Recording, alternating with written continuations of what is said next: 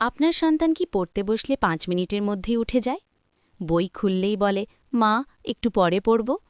কিন্তু মোবাইল দিলে ঘণ্টার পর ঘণ্টা বসে থাকতে পারে। তাহলে সমস্যা কোথায়?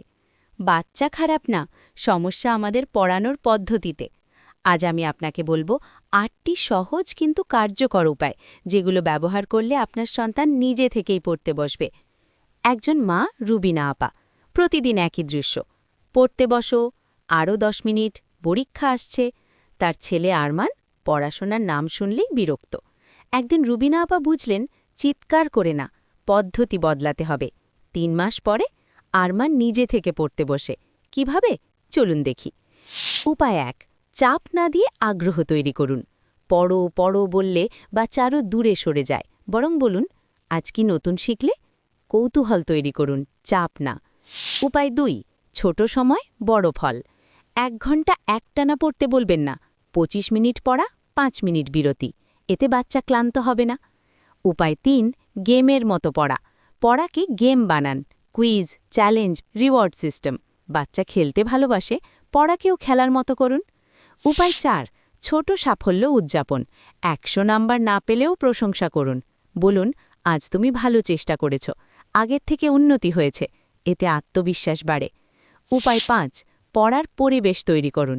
নির্দিষ্ট জায়গা, কম শব্দ, টেবিল পরিষ্কার। এনভায়রনমেন্ট ফোকাস তৈরি করে। উপায় ৬, নিজে উদাহরণ হন।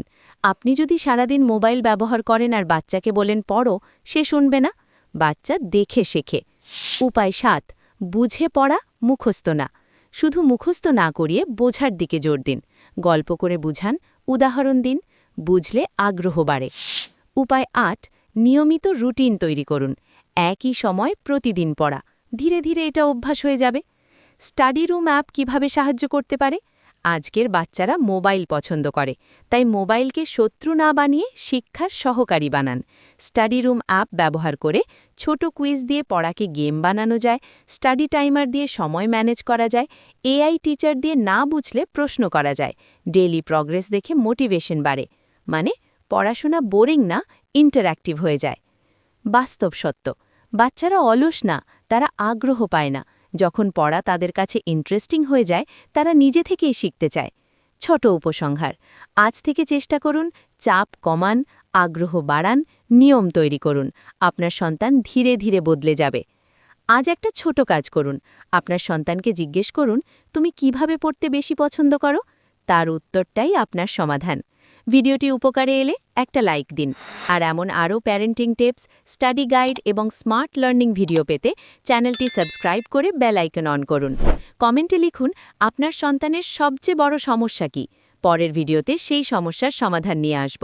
দেখা হবে পরের ভিডিওতে।